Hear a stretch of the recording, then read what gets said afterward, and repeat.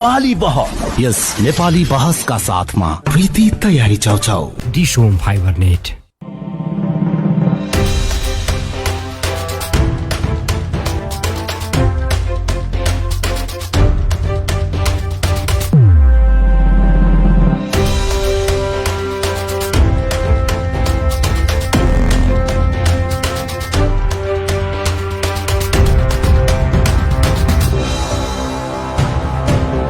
नमस्कार आज छोटा आजको नेपाली बहसमा हामी नारीहरूको महान छ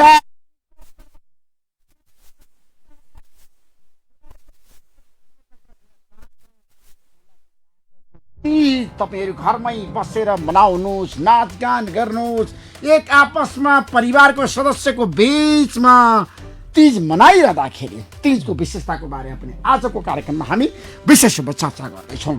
नेपालमा पहिलो पटक नारीहरू घरमै बसेर तीज मनाउँदैछन्। इतिहासमा यो पहिलो पटक हो।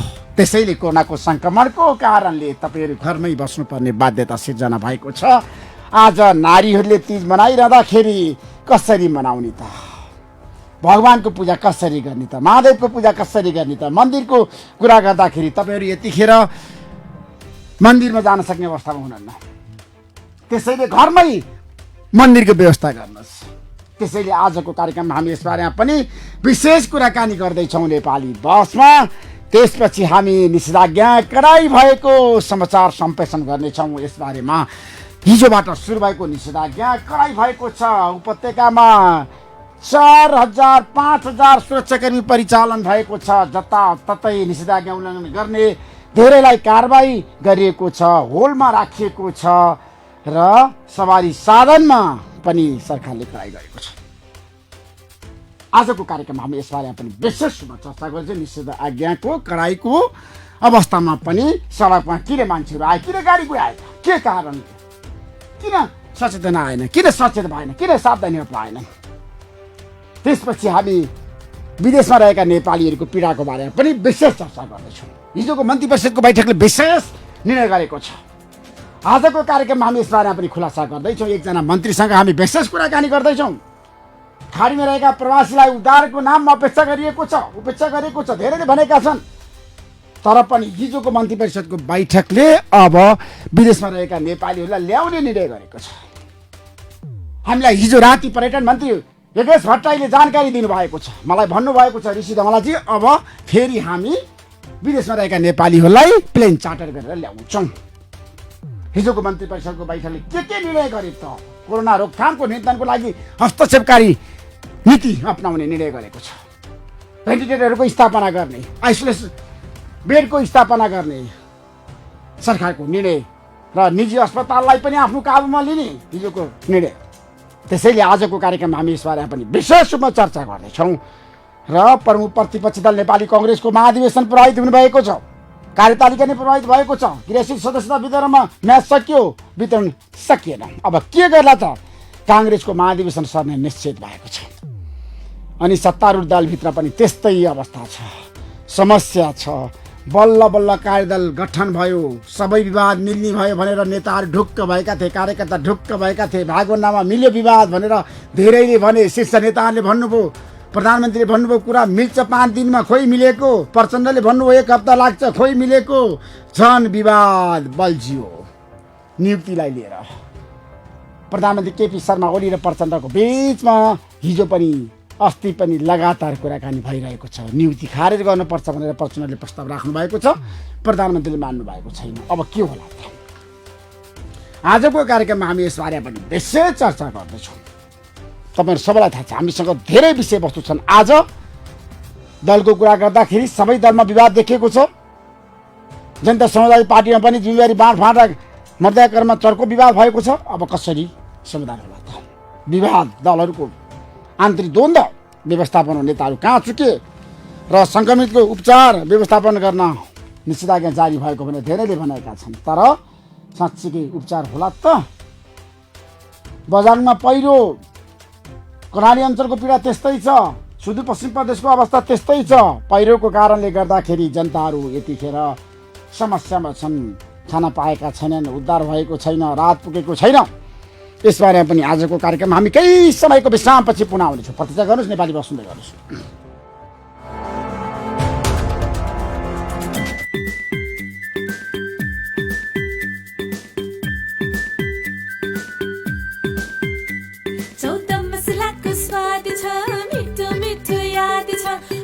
बिताउने ताकत छ वर्षौंको विश्वास छ भोक लागेमा प्रीति खाऊ हरेक मौसम यहाँ गाह्रो छ गर्मी होस् या जाडो त्यसैले यहाँ सबैलाई एलजी नै प्यारो विश्वास छ एलजीमा बसेको छ मन मनमा नम्बर 1 हो एलजी को एसी गर्मी होस् या जाडो एलजी को एसी नै प्यारो 10 वर्षको वारेन्टीका साथ वातावरण मैत्री R32 ग्यास भएको यो एसीले 70% बिजुली बचत गर्छ। LG, life's good when you're healthy. सुन त नेपाल बैंक लिमिटेडले 7.99% ब्याज दरमै घर निर्माण, घर खरिद, थप निर्माण वा मर्मत समार गर्न सुलभ आवास कर्जा ल्याएछ नि। हो त सर्वाधिक सस्तो ब्याज दरमै उपलब्ध रहेछ। 7.99% ब्याज दर रहेको सुलभ आवास कर्जा निर्माण लागतको 100% सम्म नै कर्जा पनि पाइने रहेछ। अन्य बैंकको घर कर्जा समेत सजिलै स्वाप गर्न पनि सकिने रहेछ नि। सेवा शुल्क पनि अत्यन्तै न्यून रहेछ। कर्जा पनि 3 कार्यदिन भित्रै स्वीकृत हुने। यसमा कर्जा अवधि बढीमा 20 वर्षसम्म राख्न सकिने र घर निर्माण अवधि 1 वर्षसम्म दिने रहेछ। यो कर्जा सुविधा नेपाल भरिका नेपाल बैंकका शाखा मार्फत सजिलै उपलब्ध पनि छ। नेपाल बैंक लिमिटेड, नेपालको पहिलो बैंक। यो हो नेपाली रेडियो नेटवर्क। खरो विषयमा दरो बहस नेपाली बहस। यस नेपाली बहसका साथमा प्रीति तयारी chow chow dish home fibre net.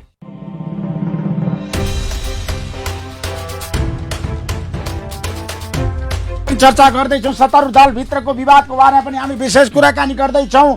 अब सहमति हुन्छ मन्त्रीमण्डल पुनर्गठन गर्नको लागि प्रधानमन्त्री केपी शर्मा ओलीले पनि गृह कार्य सुरु गर्नुभएको छ। यसबारेमा पनि आजको कार्यक्रममा हामी विशेष चर्चा गर्दैछौँ नेपाली बसमा। यतिखेर हाम्रो बीचमा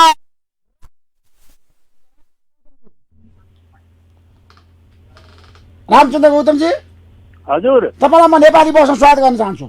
हजुर यहाँलाई धेरै धेरै धन्यवाद। अब बताउनुहोस् आज तीज नेपाली नारीहरूको महान पर्व कसरी मनाउने, यसको विशेषताको बारेमा बताउनुहोस्। हजुर अब यो तीज भनेको चाहिँ नि अब दाम्पत्य जीवन सुखमय होस्, सब परिवारको कल्याण होस्, उन्नति प्रगति होस्, ऐहिक सुख शान्ति प्राप्त होस्, पारलौकिक सद्गति प्राप्त होस् भनेर यो तीज मनाउने हो। अब यसमा चाहिँ नि विशेष गरेर शिवजीको उपासना गर्ने हो। शिवजी भने चाहिँ अब सबैका देवता हुन्। अब हाम्रो विशेष गरेर हाम्रो शास्त्रले चाहिँ नि जस्तो सूर्यचन्द्र सबैका हुन् त्यस्तै शिव पार्वती पनि सबैका हुन्। त्यसो भएको हुनाले यो मानव मात्रले मनाउनुपर्छ। यो शिवजीको उपासना गर्ने भन्ने कुनै हिन्दूले मात्रै होइन, सब मानव मात्रले हो भन्ने चाहिँ हाम्रो शास्त्रकारहरूको निर्णय हो। त्यसो भएको हुनाले यो तीज चाहिँ नि बडो चाहिँ श्रद्धा आस्था निष्ठा भगवान शिवप्रति चाहिँ नि श्रद्धा आस्था निष्ठा विश्वास राखेर यो शिवजीको पूजा उपासना गर्ने वन्दना गर्ने त्यही काम चाहिँ गर्नुपर्छ। होइन शिवजीको पूजा गर्ने तर कहाँ गर्ने कसरी गर्ने नारीहरूले आज मन्दिर जान पाउनु कहाँ हो। अब यो चाहिँ एउटा हाम्रो लोकमा उखान छ नि बाबु, तपाईँको चाहिँ नि अब मनमा चङ्गा त लोटामा गङ्गा भन्ने छ। अब भगवान सर्वव्यापक छन्, मन्दिरमै जानुपर्छ भन्ने होइन। अब मन्दिर नजिक छ, त्यस्तो सजिलो छ, अनुकूल मिल्या छ भनेदेखि त अब मन्दिरतिर शिवजीको मन्दिरमा गएर शिवजीको दर्शन पर्शन पूजा गरे पनि भयो। अब त्यो भएन भने जान पाइने निषेधाज्ञा छ नि रामचन्द्र गौतमजी? हो, निषेध छ, निषेध गरेका छ सरकारले गरेका। ठिक छ, यो हाम्रो शास्त्रले के भन्छ भने सर्वतः आत्मानको उपाय। पहिला चाहिने आफ्नो चाहिने आत्माको रक्षा गर, स्वास्थ्य रक्षा गर, अनि मात्रै धर्म कर्म गर। अघि शरीर रह्यो भने मात्रै धर्म कर्म गर्ने हो, शरीरै रहेन भने के धर्म कर्म गर्ने? त्यसो भएको हुनाले केही पनि चाहिएन नि शरीर भएन भने। त्यस कारण पहिला चाहिने आफ्नो आत्माको रक्षा गर, स्वास्थ्य रक्षा गर भन्ने चाहिने शास्त्रको उद्देश्य हो। त्यसो भएको हुनाले अब यो अहिले अब विभिन्न किसिमको चाहिने अब यो यस्तो चाहिने अब यो विषम परिस्थिति छ। यो परिस्थितिमा चाहिने घरैमा बसेर मनाउने बाबु। अब घरमा पूजाआजा गर्न मिल्ने छ भनेदेखि चाहिने यसो पूजाआजा गरे पनि भयो शिव पार्वतीको है, दिनभरि चाहिँ व्रत बसेर होइन। अब मिल्ने छैन भनेदेखि चाहिने तपाईँको अब भावना हो है, भावना राम्रो भयो भने देवता सधैँ प्रसन्न हुन्छन्, खुसी हुन्छन्। त्यसो भएको हुनाले घरमै बसेर ओम नमः शिवाय भन्ने, ओम नमो भगवते वासुदेवाय भन्ने, अथवा शिव देव देवताहरूको नाम लिने, विशेष गरेर शिव पार्वतीको नाम लिने हो। ऐहिक सुख शान्ति प्राप्त होस्, पारलौकिक सद्गति होस्। होइन, शिव पार्वतीको नाम लिनको लागि नारीहरूलाई तपाईँले आग्रह गर्नु भएको छ महिलाहरूलाई घरमै बस्ने, हजुर मन्दिर नजाने। हजुर घरमै बसेर गर्ने नि, घरमै बसेर मजासँग। त्यही अघि नै मैले भने मनमा चाहिने भावना राम्रो भयो भनेदेखि देवता त्यहीँ आउँछन् बाबु। देवताको उपासना गर्नलाई चाहिने टाढा टाढा गइरहनु पर्दैन, आफ्नै घरमा बसेर पनि। जस्तो मन्दार माला कुलिता लकाए कपाल मालाङ्कित शेखराय दिव्याम्बराय च दिगम्बराय नमः शिवाय च नमः शिवाय, यसो शिवजीको मन्त्र हो त्यो भनेर ओम नमः शिवाय ओम नमः शिवाय भन्दा शिवजीलाई भइगयो हो। त्यहाँभन्दा अरू के चाहियो? पूजा आजा गर्न मिल्यो भने गर्ने। अब धेरै मान्छेको घरमा शिवजीको मन्दिर मूर्ति पनि हुन्छ है, अब ती पूजा गरे पनि हो। विशेष गरेर श्रद्धा चाहियो, आस्था चाहियो, निष्ठा चाहियो, विश्वास चाहियो बाबु। श्रद्धा आस्था निष्ठा विश्वास गरेर चाहिँ भगवानप्रति भक्ति उपासना गर्यो भनेदेखि आफूले चाहेको फल दिन्छन् शिव पार्वतीले। होइन, आज किन नारीहरूले व्रत बस्ने ठ्याक्कै भन्नुहोस् त मलाई? होइन त्यही हो। अब किन भन्दाखेरिमा तपाईँको चाहिने मैले अघि नै पनि यहाँलाई व्रत बस्नुपर्ने कारण छ कि छैन? होइन, व्रत बस्नुपर्ने हुन्छ। होइन, व्रत बस्नुपर्छ, व्रत चाहिँ बस्नुपर्छ। हेर्नुहोस्, व्रत भने विशेष गरेर स्वास्थ्य हेरेर बस्ने हो। आफ्नो स्वास्थ्य ठिक छ, मजबुत छ भने व्रत बस्ने हो। जस्तो निराहार व्रत 3 किसिमको हुन्छ बाबु। निराहार व्रत हुन्छ, केही पनि नखाइकन बस्ने। जलाहार हुन्छ, पानी खाएर बस्ने। फलाहार हुन्छ, फलफुल खाएर बस्ने। आफ्नो चाहिँ स्वास्थ्य कस्तो छ त्यो चिज चाहिने। जस्तो एउटा हाम्रो शास्त्रकारहरूले 8वटा चिज खाँदाखेरिमा व्रत भङ्ग हुँदैन है। त्यसै कारणले आफ्नो स्वास्थ्य हेरेर जस्तो चाहिने अष्टौ तान्य व्रतज्ञानी आप, पानी खाँदा पनि व्रत भङ्ग हुँदैन। मूलम यो जमिनमा फल्ने वस्तुहरू हुन्छन् नि, सकरखण्ड पिँडालु आदि है कि। अब यी खाँदा यो खाँदा पनि व्रत भङ्ग हुँदैन। फलम पय दुध खाँदा पनि चाहिने व्रत भङ्ग हुँदैन। हवनीय वस्तु सात्विक चिज है कि, सात्विक वस्तु खाँदा पनि चाहिने, जस्तो हवन गर्न पनि मिल्ने त्यस्तै खालका सात्विक वस्तु चाहिने। अब जस्तो जौको पिठो सिठो, गहुँको पिठो, अब यस्तो खाँदा पनि व्रत भङ्ग हुँदैन। र औषधि खाँदा पनि व्रत भङ्ग हुँदैन।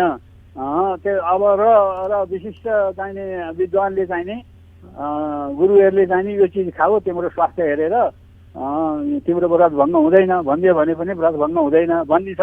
त्यसो भएको हुनाले अब कहाँ जाने? अब यो चाहिने पतिको आयु लामो होस् भनेर हामीले चाहिने दिनभरि भोको बस्नुपर्ने, यस्तो गर्न सकिँदैन भन्ने पनि कतिपय चाहिने नारी मित्रहरूको चाहिँ भनाइ सुनिन्छ अघि।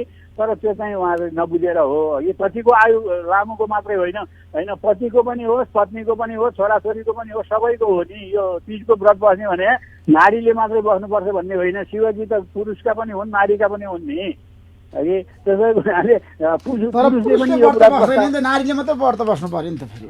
यो चाहिँ चलन चाहिँ छैन है। तर अब शिवजी चाहिँ नि पुरुषका पनि हुन्, नारीका हुन्, दुवैले व्रत बसे हुन्छ। त्यसै हुनाले पतिले बस्यो भने पत्नीको लागि हुन्छ, जहान परिवारको लागि हुन्छ, अब गुणसम्पन्न सन्तान प्राप्तिको लागि हुन्छ, सन्तान नहुनेको सन्तान हुन्छन् भन्ने। अब यी हाम्रा धार्मिक मान्यताहरू यस्तै हुन् बाबु। अविवाहिता चाहिने महिलाले चाहिने बस्छिन् भने गुणसम्पन्न राम्रो चाहिने असल वर चाहिँ प्राप्त हुन्छ भन्ने यस्ता कुराहरू छन्। त्यही हिसाबले व्रत बस्ने हो बाबु। Thank you so much Ramchandra गौतमजी, समय दिनुभयो नेपाली भाषा। तपाईँलाई म धेरै धन्यवाद दिन चाहन्छु। यहाँलाई पनि धन्यवाद। Thank you so much. म केशर विश्रामजी विश्रामपछि पुनः आउँछु। छोरी ए बाबा हो होइन, कति झुन्डिरा हो यो ल्यापटपमा। अरे हे भगवान, हे कति ल्याङ गरिरहेको? हजुरकै काम गरिरहेको त हो। मेरो काम रे? अनि हो त, हजुरको खाता खोल्न लागेको नि। खाता होइन, के भन्छ यो? ल लिनुहोस् हजुरको खाता नम्बर। अब दाजुलाई विदेशमा पठाइदिनुहोस् र पैसा पठाउन भन्नुहोस्। हे भगवान, घरमै बसी बसी यस्तो सेवा। हो त, कृषि विकास ब्याङ्कले जहाँबाट पनि खाता खोल्न सक्ने सुविधा ल्याएको छ नि। विस्तृत जानकारीका लागि आजै adbl.gov.np सर्च गरौँ र आफूले चाहेको खाता शून्य मौजातमा तुरुन्तै खोलौँ। सम्पूर्ण सुविधा सहितको तपाईँ हाम्रो घर आँगनको बैंक कृषि विकास ब्याङ्क। हे बाबा, हेर त हेर कृषि विकास बैंकको सेवा। गौतम बुद्धको जन्मभूमि नेपाल हो। सगरमाथा हाम्रै देश नेपालमा छ। हिमाल पहाड तराई जहाँ रहे नि हामी नेपाली। हो त, बुद्ध र सगरमाथा देशका गरिमा, तिमी बाबा आमाकी गरिमा, अनि हामी सबैको गरिमा। गरिमा विकास बैंक होइन त बाबा? हो नि छोरी, हाम्रो आर्थिक समृद्धिको विश्वासिलो सारथी गरिमा विकास बैंक नै त हो नि। मेचीदेखि महाकालीसम्म, हिमाल पहाड र तराईका गाउँदेखि सहरसम्म सरल र पूर्ण ब्याङ्किङ सेवा प्रवाह गरिरहेको हामी सबैको मन जित्न सफल राष्ट्रिय स्तरको विकास bank Garima Vikas bank. Access to all. सुन त, नेपाल बैंक लिमिटेडले 7.99% ब्याज दरमै घर निर्माण, घर खरिद, थप निर्माण वा मर्मत समार गर्न सुलभ आवास कर्जा ल्याएछ नि। हो त, सर्वाधिक सस्तो ब्याज दरमै उपलब्ध रहेछ। 7.99% ब्याज दर रहेको सुलभ आवास कर्जा निर्माण लागतको 100% सम्म नै कर्जा पनि पाइने रहेछ। अन्य ब्याङ्कको घर कर्जा समेत सजिलै स्वाप गर्न पनि सकिने रहेछ नि। सेवा शुल्क पनि अत्यन्तै न्यून रहेछ। कर्जा पनि 3 कार्यदिनभित्रै स्वीकृत हुने। यसमा कर्जा अवधि बढीमा 20 वर्षसम्म राख्न सकिने र घर निर्माण अवधि 1 वर्षसम्म दिने रहेछ। यो कर्जा सुविधा नेपालभरिका नेपाल बैंकका शाखा मार्फत सजिलै उपलब्ध पनि छ। नेपाल बैंक लिमिटेड, नेपालको पहिलो बैंक। दिपा, दिपा। किन दीपक? हेर न, मेरो घर केही समयलाई रुङ्दिनु पर्यो है। मेरो छिमेकीको भाइको श्रीमतीलाई क्यान्सर भएछ। बिचराको आफ्नो कोही छैन, उसँगै दिल्ली गइदिनु पर्यो। कि कसो गरौँ दिपा? आत्ति नै पर्दैन नि। अनि सुन, दिल्ली सिल्ली पनि जानु पर्दैन। नेपालकै झापा जिल्लाको बिर्तामोटमा यही 76 साल पुसदेखि दक्षिण पूर्वी एसियाकै नमुना क्यान्सर हस्पिटल सञ्चालनमा आइसकेको छ नि। यो हस्पिटल त चान्चुने होइन नि, 300 बेडको क्यान्सर हस्पिटल हो। त्यो पनि अमेरिकामा बनेको विश्वकै अत्याधुनिक ट्रुबिम लिनियर एक्सिलेटरबाट हाम्रो शरीरमा भएको कुनै पनि ट्युमर तथा क्यान्सरको 15 सेकेन्डमा नै स्क्यान गरी 39 सेकेन्डमै रेडिएसन दिने मेसिन हो। अझ पाठेघरको त महिलाहरूलाई थाहै नपाई इन्टरनल रेडिएसन थेरापी दिने ब्रेकी थेरापी पनि छ। त्यो त झन् दिल्लीको भन्दा पनि अत्याधुनिक नयाँ प्रविधि हो नि। हो र? यति मात्र कहाँ हो र दीपक, क्यान्सरको अवस्था कस्तो छ भनेर पत्ता लगाउने पेट स्क्यान मेसिन, महिलाहरूको स्तन क्यान्सरको थाहै नदी अटोमेटिक तरिकाले बायोप्सी निकाल्ने 3D मेमोग्राम, 128 स्लाइसको 4D स्क्यान, 3 टेस्लाको MRI, DEXA scan, gamma camera, टाउकोको ट्युमर निकाल्न न्युरो नेभिगेसन मेसिन, क्यान्सरको अपरेसनको लागि अत्याधुनिक मोडुलर अपरेसन थिएटरबाट सेवा र सुविधा दिन्छ। अनि सुन दीपक, केमोथेरापी लिनलाई त डे केयर अझै कति राम्रो छ नि। अहिले त दिल्ली गएका सबै जसो मान्छेहरू त्यही क्यान्सर हस्पिटलमा आउन थालिसके। अस्ति म गएर हेर्दा त 3 छक्क परे। भाषा पनि आफ्नै, अनि कति सजिलो। दिल्लीमा गएर बस्नुपर्ने झन्झटबाट मुक्त, घरको खाना खाएर दिल्लीको भन्दा राम्रो उपचार, अनि दिल्लीको भन्दा आधा खर्चमा उपचार हुन्छ। बुझ्यौ तिमीले? ल दिपा, त्यही जानु पर्यो त्यसो भए। ल हुन्छ। ल ठेगाना लेख त। पूर्वाञ्चल क्यान्सर हस्पिटल प्राली, मेची अञ्चल प्रदेश नम्बर 1, झापा जिल्ला बिर्तामोड, BNC टिचिङ हस्पिटल सँगै। Phone number 023 545 942 546 180 546 325। मोबाइल 9814 080 689 98 010 00825। यो हो नेपाली रेडियो नेटवर्क, यो हो नेपाली रेडियो नेटवर्क, यो हो नेपाली रेडियो नेटवर्क। खरो विषयमा दरो बहस, नेपाली बहस। यस नेपाली बहसका साथमा प्रीति तयारी चाउचाउ, डिसोम फाइबर नेट। हाम्रो बीचमा यतिखेर ललितपुर जिल्लाका सिडिओ साहब हुनुहुन्छ, प्रेमराज जोशी। सिडिओ साहब हजुर, के छ हाल खबर भन्नुहोस्। निषेध पढाइ भन्दा पनि प्रभावकारी बनाउने भनेर लागेका छौँ। प्रभावकारी त देखिएन नि त, मान्छेहरू त हिँडिरहेछन्। फेरि मान्छेहरूलाई हिँड्न नदिने भनेर नहिँड्न भनेर अनुरोध गरेका छौँ। आदेशले पनि त्यही अनुरोध गरेका छ, तर धेरै प्रभावकारी भएको लागिरहेछ। तर गाडीहरू गुडिरहेछ। गाडीहरू अत्यावश्यक सेवा वस्तुका र अत्यावश्यक कामका लागि हिँड्न पाउने व्यवस्था पनि भएको हिसाबले ती गाडीहरू हिँडेका छन्, अनि सडकमा चाहिँ गाडीहरू हिँडे जस्तो देखिएको होला। तर गाडीहरूको कुरा गर्दाखेरि हिजो तपाईँहरूले पनि काठमाडौँ उपत्यकामा 2900 सवारी साधनलाई होलमा राख्नु भएको छ। हो, त्यो त धेरै हिँडे नि त, गाडीहरू त गुड्यो नि त। त्यो अटेर गर्नेहरूलाई चाहिँ होल्डमा राख्ने, कतिलाई कारवाही गर्ने, कतिलाई सम्झाइ बुझाइ गरेर सचेत गरेर पठाउने काम गरेका छौँ। अब कडाइ हुन्छ भने तपाईँले भन्नुभएको छ।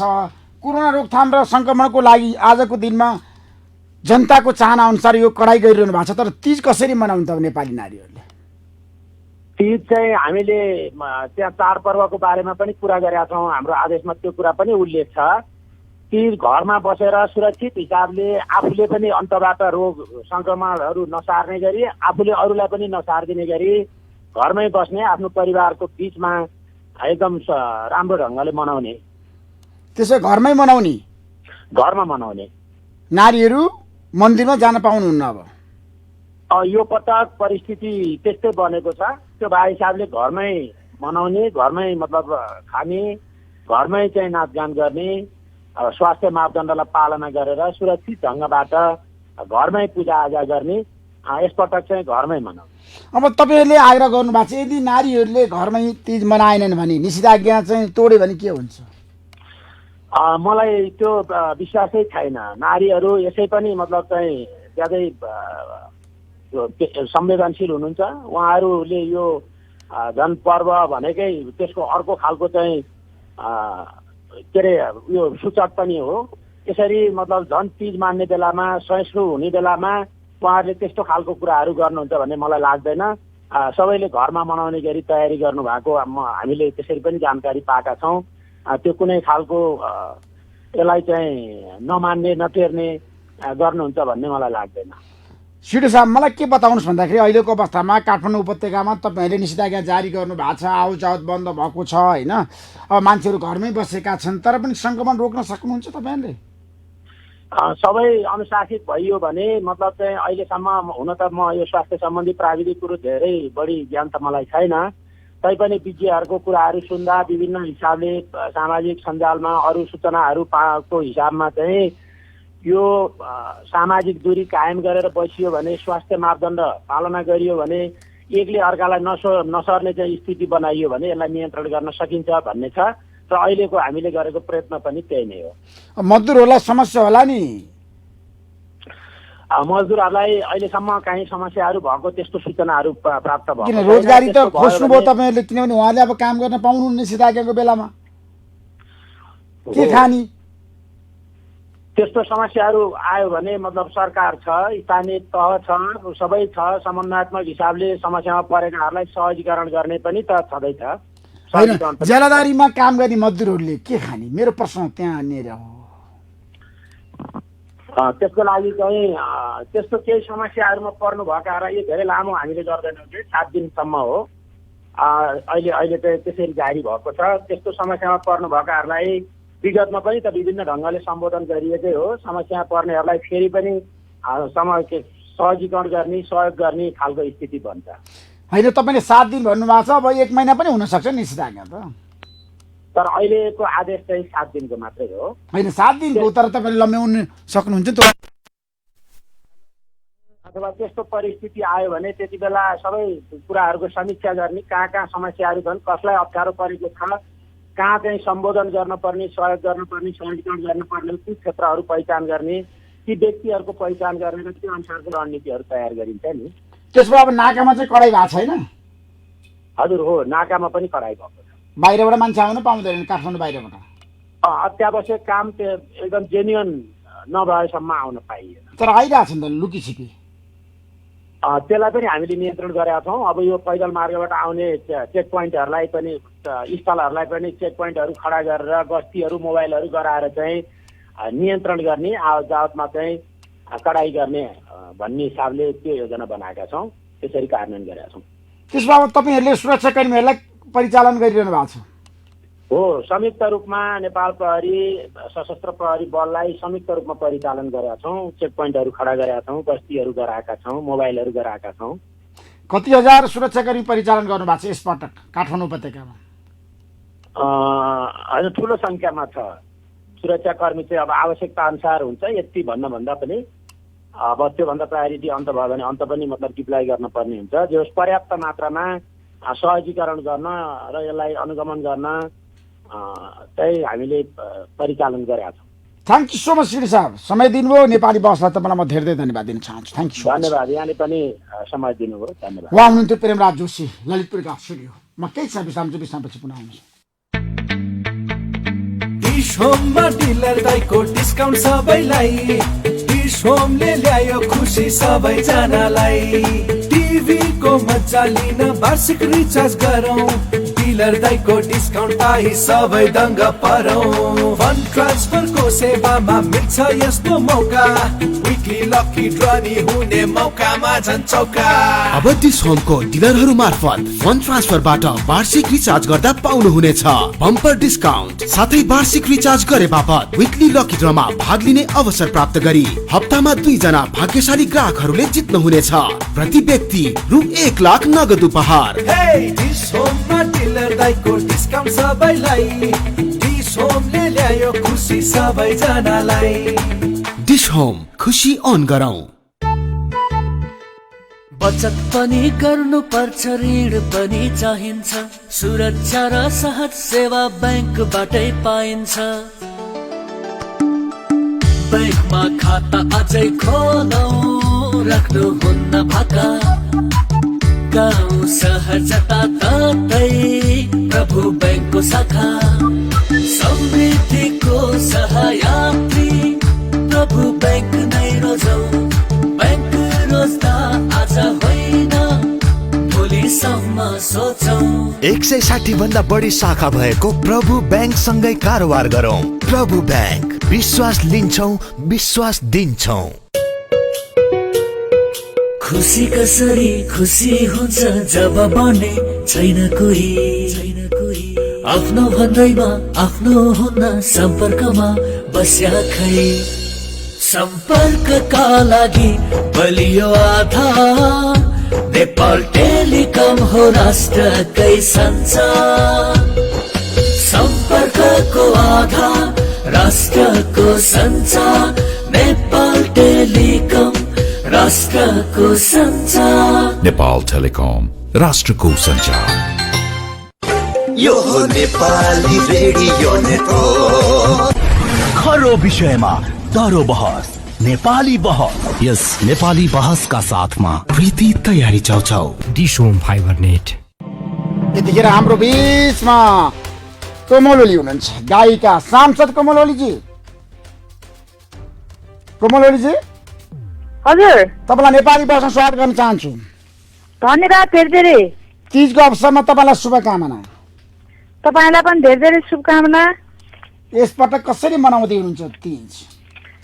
अब यसपटकको तीज त घरमा बसेर मनाउँदैछु, किनभने अब यो कोरोनाको सङ्कटले गर्दाखेरि त बाहिर जाने, दिदीबहिनीसँग भेटघाट गर्ने, नाच्ने गाउने अवस्था छैन। अब अर्को सालको लागि भनेर साँचेर यो वर्ष चाहिँ नि घरै नबस्ने, व्रत बस्ने, पूजा गर्ने, अनि घरको परिवारसँग पनि एउटा भौतिक दूरी कायम गर्ने। किनभने चाहिँ यो कोरोना कसलाई हुन्छ, कसलाई भइरहेछ भन्ने कुरा थाहा हुँदैन, यो नफैलियोस्, यो स्प्रेड नहोस् भनेर हामीले चाहिँ ख्याल गरेर सुरक्षित रहेर बस्ने कोसिस गर्दैछु। होइन, कोरोना त सबैलाई हुन सक्छ नि। अब धेरैले भनेका छन्, सबैले सोच्नुपर्छ, सावधानी अपनाउनुपर्छ। नेगेटिभ त सबैलाई पनि हुन सक्छ। मलाई हिजो एउटा डाक्टरले भन्दै हुनुहुन्थ्यो। हजुर, सावधानी अपनाएर चाहिँ हामीले तीज मनाउने हो, किनभने यो पर्व चाहिँ अब हाम्रो क्यालेन्डरमा छ, आज तिथि छ, मिति छ। त्यस कारणले हामीले घर घरमा मनाउनलाई केही भएन, सामूहिक रूपमा मनाउनलाई, सामूहिक रूपमा दर खानलाई, सामूहिक रूपमा पूजा गर्नको लागि चाहिँ हामी यसचोटि नगरेर हामीले एकदमै ख्याल गर्नुपर्ने, सुरक्षित रहनुपर्ने अवस्था छ। त्यसमा तपाईँ एउटा भिडभाडमा नबसेर तीज मनाउनु पर्ने अवस्था छ। होइन, तपाईँले भिडभाडमा जानु पनि हुँदैन, जानेलाई पनि नजानु भनेर आग्रह गर्नुपर्छ। होइन, सामाजिक दूरी कायमै गर्नुपर्छ। हामी सबैको दायित्व र जिम्मेवारी हो। कोमल ओलीजी, मलाई के बताउनुहोस् भन्दाखेरि तपाईँले तीजमा धेरै गीत गाउनु भएको थियो, यसपटक गाउनुभयो? यसपटक अब कोरोनाले गर्दाखेरि गीत पनि गाउन पाइनँ। मेरा पहिलाका गीतहरूमा मेरो दिदीबहिनीहरूलाई नाच्नको लागि अनुरोध गर्दछु। त्यसमा एउटा गीत गाउनुहोस्, पुरानो गीत गाउनुहोस्। ल ल ल, आज त गाउनु पर्यो नि कोमल ओलीले गीत।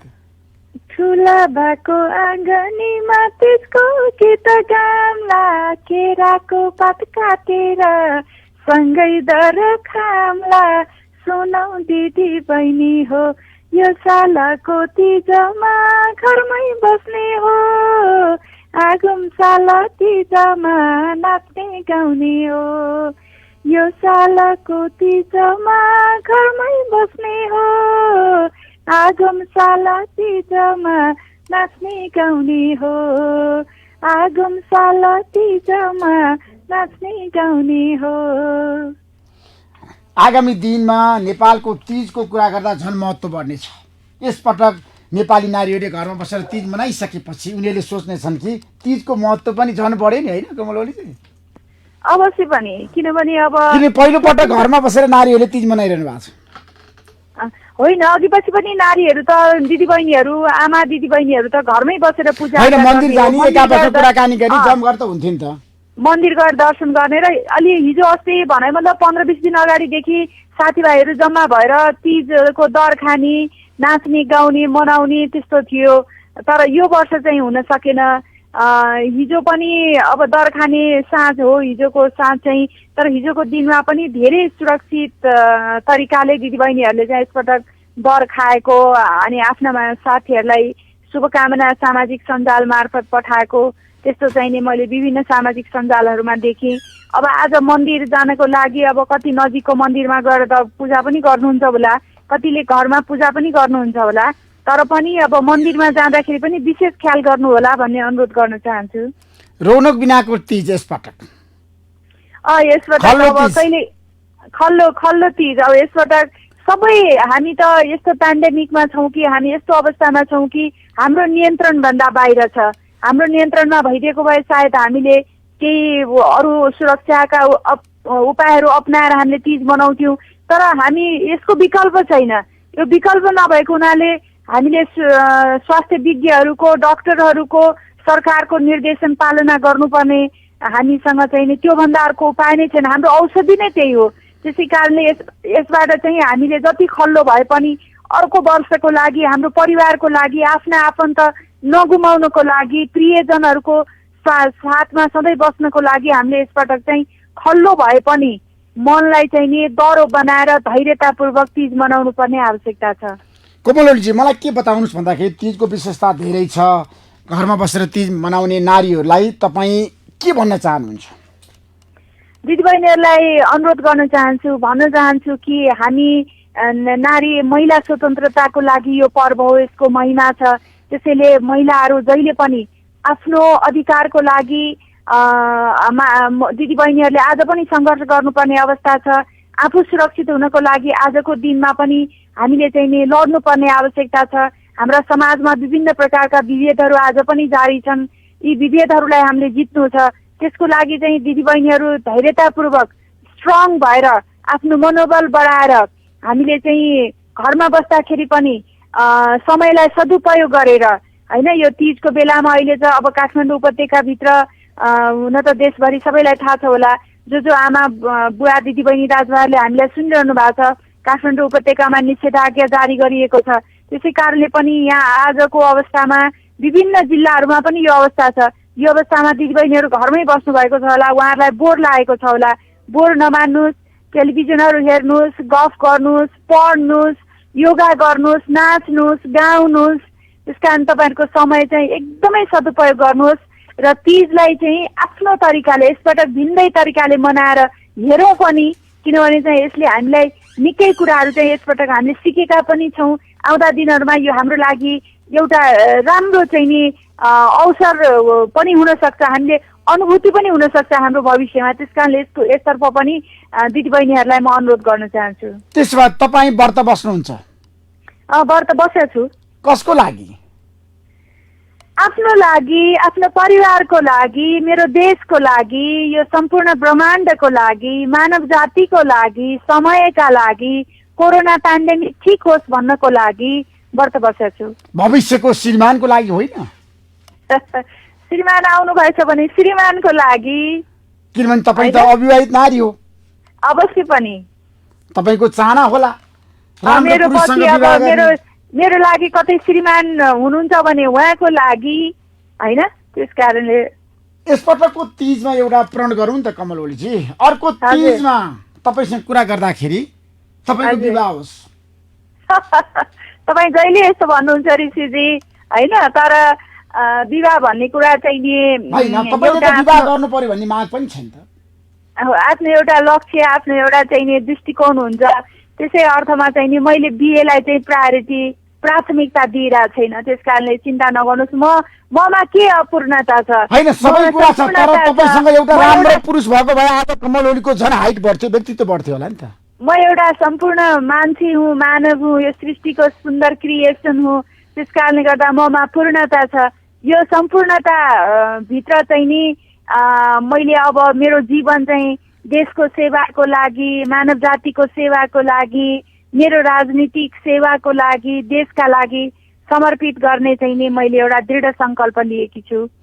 त्यसो भए विवाह नगर्ने तर कमल ओली। बिहेको विरोधी चाहिँ म होइन, अवश्य पनि विरोधी होइन, तर मेरो लक्ष्य, मेरो चाहिँ नि उद्देश्य चाहिँ बिहे होइन। होइन, विवाह नगरेको नारीले पनि तीजमा व्रत बस्नुपर्छ? अवश्य पनि। यो त अविवाहिता जो पनि, अब छोरी चेलीहरू, एक त स्वास्थ्यको लागि फास्टिङ एकदम राम्रो हो होइन, त्यस कारणले अलिकति समय ग्याप गरेर खाएकै राम्रो हो। त्यसमा पनि सात्विक भोजन एकदम राम्रो हो। त्यसमा पनि अझ फलफुल खाएर चाहिँ नि बस्न सक्नु भनेको एकदम राम्रो हो। त्यसमा पनि आस्था, त्यसमा पनि भगवानप्रति आस्था राख्नु, शिवजी प्रति आस्था राखेर व्रत बस्नु हामी हिन्दू धर्मावलम्बीका लागि झन् एकदमै राम्रो हो। सम्पूर्ण धर्मावलम्बीहरूले अहिले तीज मनाउनुहुन्छ। त्यस कारणले गर्दाखेरि यो त व्रत बस्नु त, अनि युवतीहरू त झन् आज पार्वतीको दिन, पार्वतीले शिवजीलाई पति पाऊँ भनेर चाहिँ नि निराहार पानी पनि नखाएर होइन एउटा चाहिँ त्याग गरेको एउटा एक प्रकारको डेडिकेसन। कारण यो समर्पण नारीमा हुन्छ भन्ने कुरा चाहिँ कस्तो छ हाम्रो धार्मिक मिथकहरूमा, त्यो हाम्रो धार्मिक ग्रन्थहरूमा। तर कमलजी, नायिका गौरी मल्लले भन्नुभएको छ विवाह मात्रै व्रत बस्दा राम्रो हुन्छ, विवाह नगर्ने नबस्दा पनि हुन्छ। गौरी मल्लले भन्नुभएको छ अविवाहित नारीहरूले व्रत नबसे हुन्छ अरे। त्यो चाहिँ विवाह तीज वास्तवमा भन्यो भने अविवाहिता नारीहरूले चाहिँ एउटा सक्षम, आफूसँग फ्रिक्वेन्सी मिल्ने, वेभलेन्थ मिल्ने खालको चाहिँ नि आफूलाई सम्मान गर्ने खालको पति मिलोस्, श्रीमान मिलोस् भनेर पनि व्रत बस्ने हो। त्यसो कोमलले बिहा गर्नुहुन्छ, त्यसैले गर्दाखेरि उहाँ व्रत बसिरहनु भएको छ। मुख्य त्यसै कारणले व्रत बस्ने हो। त्यसपछि बल्ल चाहिँ विवाहिता नारीहरूले आफ्नो श्रीमानको लागि, परिवारको लागि, जसले व्रत बस्दा पनि हुन्छ। ऋषिजी तपाईँ पनि व्रत बस्दाखेरि राम्रो हुन्छ। व्रत बस्नु भनेको चाहिँ एकदम राम्रो चिज हो।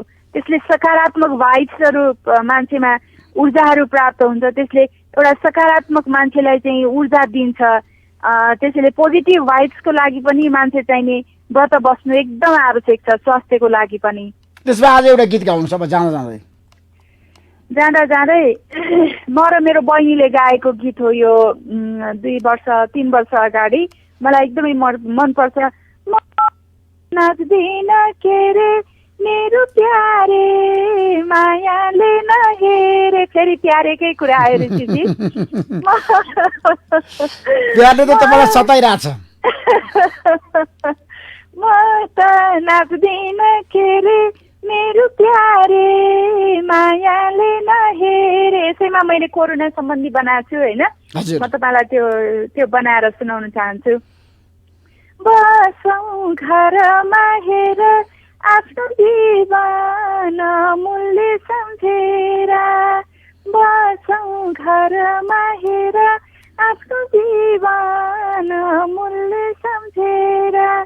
कोरोनाको हामी पनि उच्च जोखिममा छौँ, त्यसैले त घरभित्र सबै बसिराखौँ। कोरोनाको हामी पनि उच्च जोखिममा छौँ, त्यसैले त घरभित्र सबै बसिराखौँ। बसौँ घरमा हेर आफ्नो जीवन मूल्य सम्झेर। कोरोनाको संक्रमणबाट हामी बचौँ, सरकारको निर्देशनलाई आत्मसात गरौँ। कोरोनाको संक्रमणबाट हामी बाँचौँ, सरकारको निर्देशनलाई आत्मसात गरौँ। बसौँ घरैमा हेर आफ्नो जीवन अमूल्य सम्झेर। अब अन्त्यमा व्यायाम गरौँ, योगा गरौँ अनि गाउँ नाचौँ, अरूलाई बचाएर आफू पनि बाँचौँ। व्यायाम गरौँ, योगा गरौँ अनि गाउँ नाचौँ, अरूलाई बचाएर आफू पनि बाँचौँ। बसौँ घरैमा हेर आफ्नो जीवन अमूल्य सम्झेर। म त नाच्दिन के रे मेरो प्यारे मायाले नहेरे। थ्याङ्क यू सो मच कमल ओलीजी। तपाईँलाई तपाईँको मायाले चाहिँ हेरिराखोस्, प्यारे मायाले। धन्यवाद ऋषिजी। एकपटक सम्पूर्ण मेरा आमा बुवा दिदीबहिनी दाजुभाइहरूलाई 2077 सालको तीज हामीलाई कोरोना पेन्डेमिकबाट मुक्ति मिलोस्, हामीले यसको युद्ध जित्न सकौँ, हामी छिटै हामी कोरोना मुक्त देशको रूपमा परिणत हुन सकौँ। त्यसको लागि हामी सबैको चाहिने सहयोग, हामी सबैको साथ र समर्थनको आवश्यकता छ र stay safe, stay healthy. Thank you so much. म केही विश्रामपछि पुनः आउनेछु। विश्वव्यापी महामारीको रूपमा फैलिरहेको कोभिड-19 को संक्रमण काठमाडौँ उपत्यकाभित्र निरन्तर बढिरहेकोले निषेधाज्ञा जारी गरिएको छ। यस निषेधाज्ञाको पूर्ण रूपमा पालना गर्नु तपाई हाम्रो कर्तव्य हो। कोरोनाबाट आफू पनि बचौं, अरूलाई पनि बचाऊ। सार्वजनिक हितका लागि काठमाडौँ महानगरपालिका वडा नम्बर 10 र रेडियो NRN 99.1 द्वारा संयुक्त रूपमा जारी।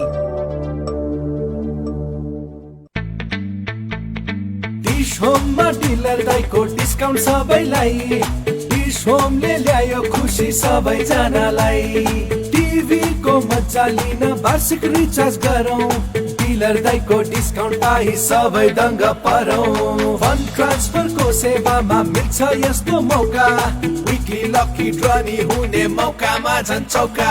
अब डिश होमको डिलरहरू मार्फत फन्ड ट्रान्सफरबाट वार्षिक रिचार्ज गर्दा पाउनुहुनेछ बम्पर डिस्काउन्ट। साथै वार्षिक रिचार्ज गरे बापत विकली लकी ड्रमा भाग लिने अवसर प्राप्त गरी हप्तामा 2 जना भाग्यशाली ग्राहकहरूले जित्नुहुनेछ। प्रति व्यक्ति रु 1 लाख नगद उपहार। डिश होममा डिलर दाइको डिस्काउन्ट सबैलाई, डिश होमले ल्यायो खुसी सबैजनालाई। डिश होम, खुसी अन गरौँ। होइन है दाजु, कहाँ जान लाग्नु भयो? त्यही पर चोकसम्म। साँच्ची यो बाटो चाहिँ नजानु है। किन ढलखन्या छ र? होइन कि दाई, कोरोना संक्रमितको घर यही बाटोमा पर्छ नि त, तपाईँलाई थाहा छैन? थाहा छ, तर म यही बाटो जान्छु। एउटा कुरा नि भाइ, कुनै पनि रोग लाग्नु भनेको अपराध गर्नु होइन, फेरि त्यो घरको बाटो हिँड्दा रोग सर्ने पनि होइन। आज स्वास्थ्य कर्मीहरूले तपाईँले जस्तो सोच्यो भने के हुन्छ? भोलि तपाईँलाई पनि संक्रमण भयो र अरूले घृणा गरे भने के हुन्छ? सोच्नु भएको छ? कोरोना संक्रमितलाई घृणा होइन, माया गरौँ। कोरोनाबाट आफू पनि बचौं, अरूलाई पनि बचाऊ। सार्वजनिक हितका लागि Nepali radio network radio NRN 99.1 द्वारा जारी। यो हो नेपाली रेडियो नेटवर्क। खरो विषयमा दरो बहस, नेपाली बहस। यस नेपाली बहसका साथमा प्रीति तयारी chow chow. Dish home fibre net. यतिखेर हाम्रो बिचमा डाक्टर दिला संगोला। हजुर, तपाईलाई नेपाली बहसमा स्वागत गर्न चाहन्छु। हस्, धन्यवाद। के छ तीजको बारेमा बताउनुहोस्, कसरी मनाउँदै हुनुहुन्छ तीज? आज हामी कोरोनाको कहरभित्र यसपालिको तीज मनाइरहेका छौँ। एउटा युद्ध हामीले जित्नु छ, त्यसैले यसपालिको हरितालिका तीज पर्व घरमै बसेर पूजाआजा गर्ने, सम्झिने साथीभाइलाई सद्भाव र प्रेम बाँड्ने, शुभकामना दिने, यही गरेर चाहिँ मनाइराख्ने। अब महिला अधिकारको कुरा पनि आउँछ नि त हाम्रो देशमा तीजको बेलामा पनि त अधिकारको कुरा गर्नुहुन्छ तपाईँहरूले? यो पालिको तीजले 2-3टा कुरालाई बोक्नु पर्छ जस्तो मलाई लाग्छ। पहिलो कुरा के हो भने पछाडि अधिकारसँग पनि, सशक्तिकरणसँग पनि, सबलीकरणसँग पनि जोडिया छ। अधिकारको कुरा गर्ने हो भने आज चाहिँ संविधानले हामीलाई दिएको 33% अधिकार अझै महिलाले पाएका छैनन्। नेतृत्वको कुरा उठ्छ, महिला नेतृत्व पुग्ने सवालका बहस उठ्दैनन्।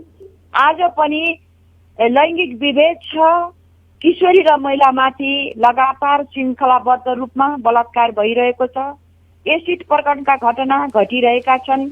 अझै पनि मधेसमा दाइजोको नाममा, बोक्सी प्रथाको नाममा जिउँदै महिलाहरू, चेलीहरू, बुहारीहरू जलाइएका छन्। पहाडमा जाने हो भने अहिले पनि छौपाडी प्रथा चाहिँ जीवन्त छ, त्यसले शोषण र दमन गरिएको छ। यी सबैबाट मुक्ति, एउटा प्रण र प्रेरणा आजको तीज बन्न सकोस्, यो कामना पनि म गरिरहेको। अब तपाईँकै पार्टीभित्र पनि त महिलाहरूलाई अधिकार दिएको छैन नि त? पार्टीभित्रको कुरा गर्ने हो भने चाहिँ यो धेरै लामो लोकतान्त्रिक पार्टी नेपाली काङ्ग्रेस धेरै पछाडि, धेरै प्रेसर पछाडि बल्ल अहिलेको उनको विधानमा एफपीआई महिला पुर्याउने भनेको के? एफपीआई महिला सहभागितामा पुर्याएर हुन्छ, सदस्यमा पुर्याएर हुन्छ? एउटा मात्रै पद चाहिँ सहमहामन्त्री भनेर महिलालाई आरक्षण गरिएको छ।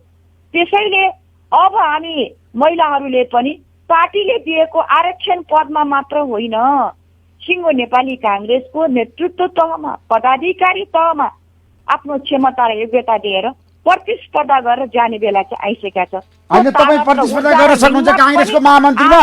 डाक्टर दिला साङ्ग्रोलाई तपाईँ बताउनुहोस् त, महामन्त्रीमा तपाईँ प्रतिस्पर्धा गर्न तयार हुनुहुन्छ? अब म त तयार छु, महिलाहरू तयार छन्, कुरै छैन।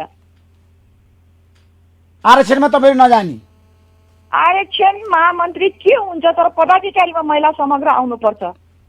एउटा आरक्षणमा मात्र सीमित हुनु हुँदैन भन्ने चाहिँ मेरो मान्यता। तपाईँको पार्टीको महाधिवेशन हुन्छ? यो पार्टीको महाधिवेशन हुनेको पहिलो चरण भनेको क्रियाशील नवीकरण र वितरण हो।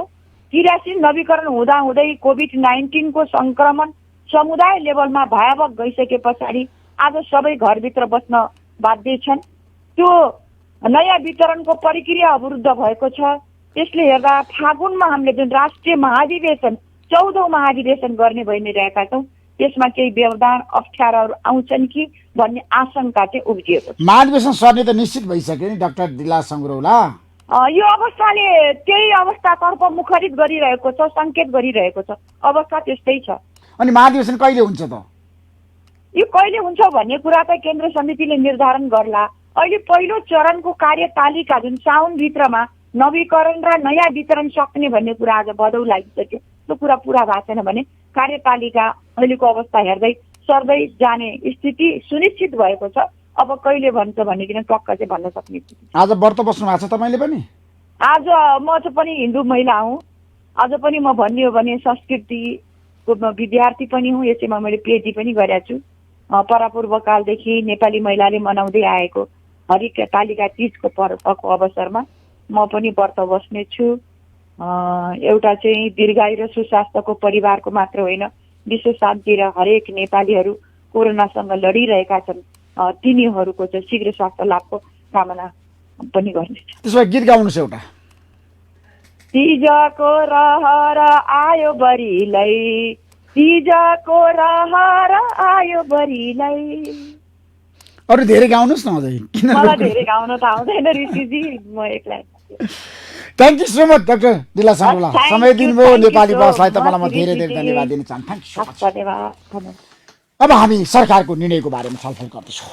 तपाईँहरू सबैलाई थाहा छ, हिजोको मन्त्री परिषदको बैठकले महत्त्वपूर्ण निर्णयहरू गरेको छ। त्यो निर्णय कार्यान्वयनको लागि निर्देशन पनि दिइसकेको छ। अब स्वास्थ्य मन्त्रालयले के गर्दैछ भन्ने बारेमा आज यतिखेर हामी डाक्टर खेम कार्कीसँग विशेष कुराकानी गर्दैछौँ। अस्पतालको बारेमा, भेन्टिलेटरको बारेमा पनि आज हामी विशेष कुराकानी गर्दैछौँ। र अब उडान सुरु गर्ने सरकारको निर्णय, उद्धार सुरु गर्ने, विदेशमा रहेका नेपालीहरूलाई स्वदेशमा ल्याउने हिजोको मन्त्री परिषदको निर्णय, यसबारे पनि हामी केही समयपछि चर्चा गर्नेछौँ। यतिखेर हाम्रो बिचमा डाक्टर खेम कार्की हुनुहुन्छ। डाक्टर साहब हजुर नमस्कार। तपाईँलाई नेपाली भाषा स्वागत गर्न चाहन्छु। हस् धन्यवाद। अब क्याबिनेटले हिजो धेरै निर्णय गरेको छ। धेरै निर्णयहरूमा के पर्छ भन्नुहोस्? अब अधिकांश निर्णयहरू चाहिँ यो अहिलेको कोभिड महामारी नियन्त्रणसँग जोडिएका निर्णयहरू छन् मैले बुझेसम्म। अब यो आधिकारिक रूपमा त मन्त्री परिषदको चाहिँ निर्णय चाहिँ सरकारको प्रवक्ताले बोल्नु नै हुनेछ। तर सामान्य ढङ्गले अब एउटा चाहिँ प्रायोरिटी के हो भने अब हाम्रो चाहिँ सङ्क्रमण चाहिँ हिजो बाहिरबाट आउनेहरू व्यक्तिहरूसँग चाहिँ धेरै सङ्क्रमण थियो। विदेशबाट आएका, विभिन्न ढङ्गले विदेशबाट आएका व्यक्तिहरूसँग सङ्क्रमण बढी थियो र त्यही अनुसारको चाहिँ रणनीतिहरू थियो। हामीले क्वारेन्टिनमा राख्ने, क्वारेन्टिनमा राखेको मान्छेहरूलाई जाँच गर्ने, त्यस पछाडि मात्रै घर पठाउने, यो खालको चाहिँ नीति थियो। अब अहिले चाहिँ बाहिरबाट आएका व्यक्तिहरूमा पनि सङ्क्रमण त छँदैछ, तर सङ्क्रमण चाहिँ अब स्थानीय स्तरमा यहाँको चाहिँ स्थानीय व्यक्तिहरूलाई पनि सङ्क्रमण चाहिँ बढ्यो। अब त्यो सङ्क्रमण बढ्ने बित्तिकै होइन, समुदायमा गइसक्यो कोरोनाको सङ्क्रमण। अब रोकथामको लागि सरकारले कस्तो रणनीति बनाउँदैछ भन्नुहोस्? हिजोको क्याबिनेटको निर्णय अहिलेको रणनीतिमा चाहिँ अलिकति फरक हुन्छ। अब अहिले हामीले के गर्दैछौँ भने पहिलो कुरा चाहिँ अस्पतालको क्षमतालाई हामीले चाहिँ वृद्धि गर्दैछौँ। हिजो वृद्धि नगरेको होइन, हिजो पनि हामीले निरन्तर वृद्धि गरेकै हो र अहिले चाहिँ हामीले लक्षण चिन्ह भएका व्यक्तिहरूलाई चाहिँ अस्पतालमा राख्ने र लक्षण चिन्ह नभएका व्यक्तिहरूलाई चाहिँ हामीले आइसोलेसन सेन्टरमा राख्ने भन्ने हाम्रो रणनीति छ। त्यसलाई अझ बढी मजबुत बनाउने कुरा हो र काठमाडौँ उपत्यकाको हकमा चाहिँ अब हामीले आइसोलेसन सेन्टरहरू चाहिँ एकीकृत रूपमा चाहिँ सबै स्थानीय सरकारहरूको सहयोगमा धेरै ठाउँहरूमा आइसोलेसन सेन्टरहरू चाहिँ स्थापना गर्ने, बेडहरूको सङ्ख्या पनि हामीले चाहिँ 4-5 हजार चाहिँ आइसोलेसनकै लागि चाहिँ तयारी गर्ने, अहिले छँदैछन्, अहिले भएका मध्येको प्लस गर्ने र चाहिँ 2000 भन्दा बढी बेडहरू चाहिँ अब हामीले कोभिडको बिरामीहरू, लक्षण चिन्ह भएका बिरामीहरू चाहिँ हुन सक्छन् काठमाडौँमा, उहाँहरूको लागि चाहिँ तयारी गर्ने भन्ने कुरा एउटा छ। त्यसैले करिब 6000 बेड चाहिँ अब हामीले चाहिँ स्ट्यान्ड बाई राख्ने भन्ने हिसाबले एउटा निर्णय गरेको छ।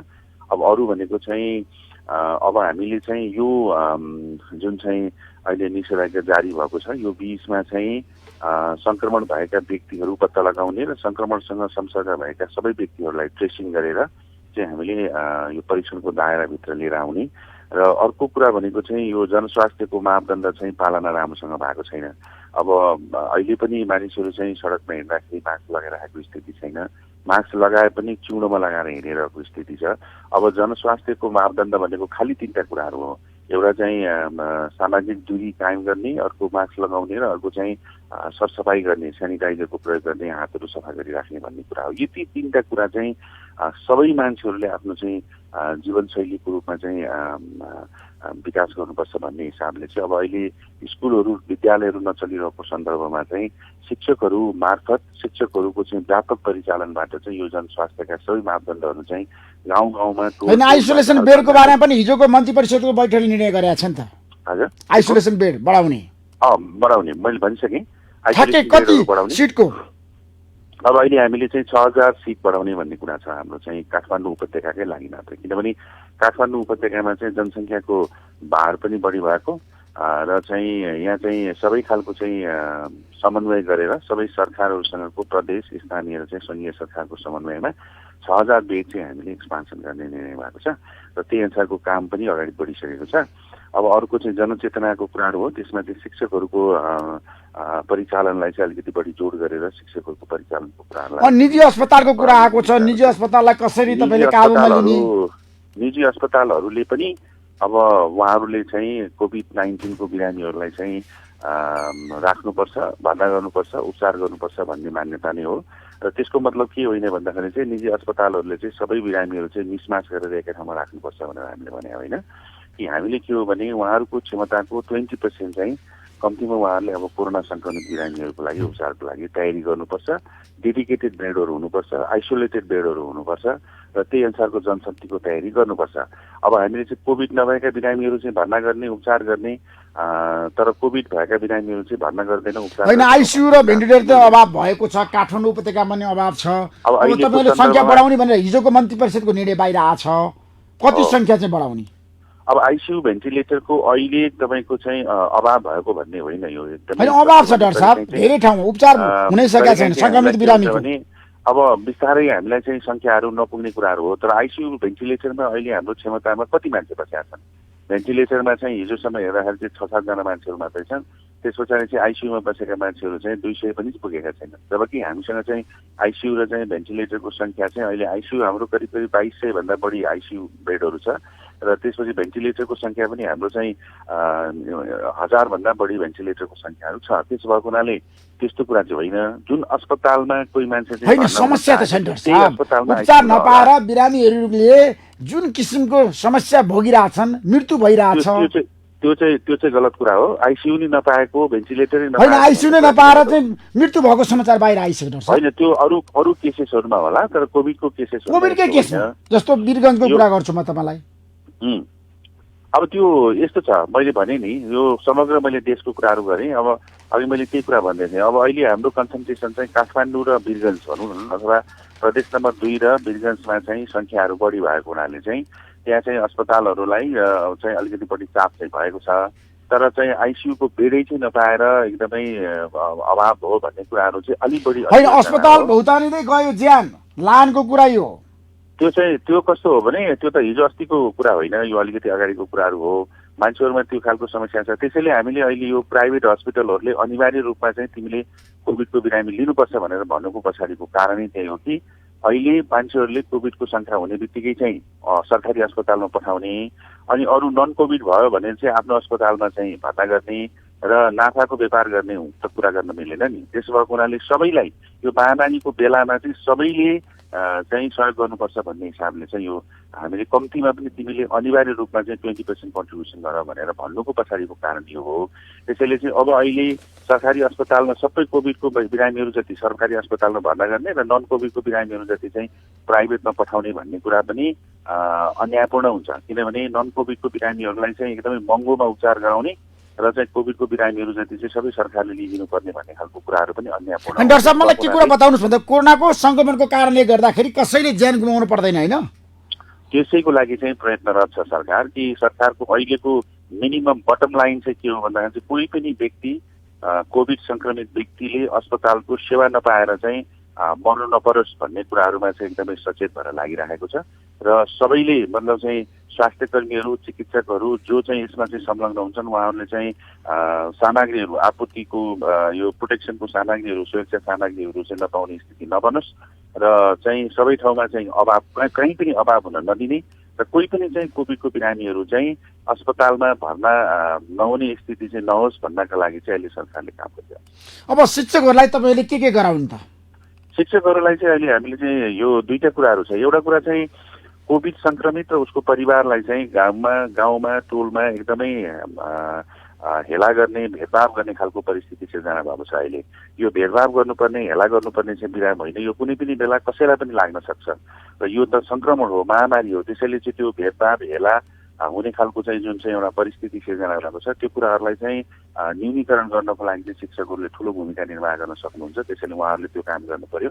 र अर्को कुरा चाहिँ चेतना अभिवृद्धिकै कुराहरू हो कि महामारी नियन्त्रणमा यो संक्रमणको चाहिँ चेनलाई ब्रेक गर्नको लागि त चेतना नै हो। त्यसो भएको हुनाले चेतना अभिवृद्धि र हरेक टोलमा हरेक गाउँमा हरेक व्यक्तिमा चाहिँ यो सन्देश पनि पुगोस् र त्यो खालको व्यवहारमा परिवर्तन होस् भनेर रिइन्फोर्समेन्ट गर्नको लागि चाहिँ शिक्षकहरूले चाहिँ एकदमै आफ्नो क्षेत्रमा एकदमै सङ्गठित भएर काम गर्ने, स्वास्थ्य क्षेत्रले चाहिँ उहाँहरूलाई चाहिँ सहयोग गर्ने, आइसी मेटेरियल भन्छौँ हामीले चाहिँ उहाँहरूलाई चाहिने खालको चाहिँ सबै यो शैक्षिक सामग्रीहरू चाहिँ हामीले उपलब्ध गराउने र शिक्षकहरू मार्फत चाहिँ यो एउटा अभियान सञ्चालन गर्ने भन्ने खालको कुराहरू हो। र उहाँहरूले चाहिँ अहिले हामीले चाहिँ जतिसुकै भने पनि चेतना अभिवृद्धिकै कुराहरूमा चाहिँ जोड गर्नुपर्छ भन्ने कुरा हो। त्यसमा जाँदा संक्रमितको उपचारको लागि व्यवस्थापन गर्नको लागि निषेधाज्ञा हो।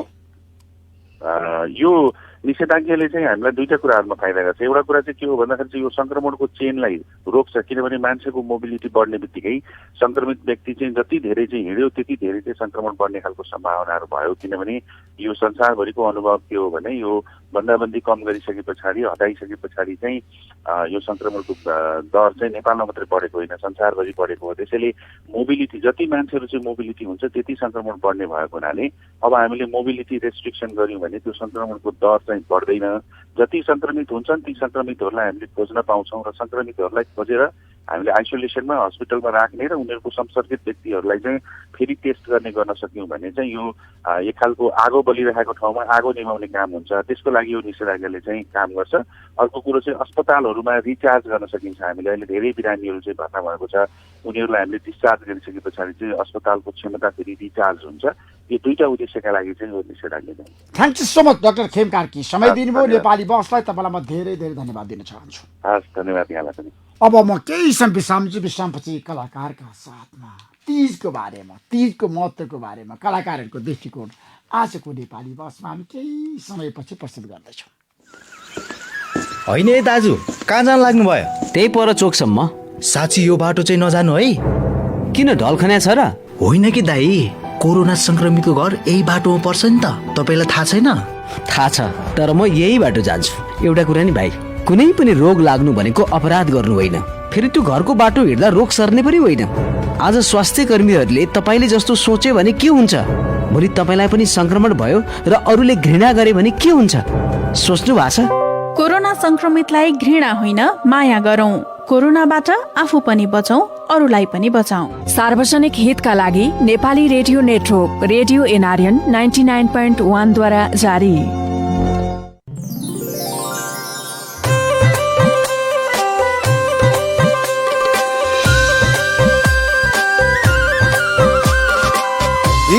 शिर पहाड मुटु तराई मधेस छाती हो हिमाल शिर पहाड मुटु तराई मधेस छाती हो सबै वर्ग र जाति जातिको नेपाली नेटवर्क साथी हो समृद्धिका लागि बहस र छलफल खबरदारी गर्छ हर पल एउटैमा सबै थोक यो हो नेपाली रेडियो नेटवर्क यो हो नेपाल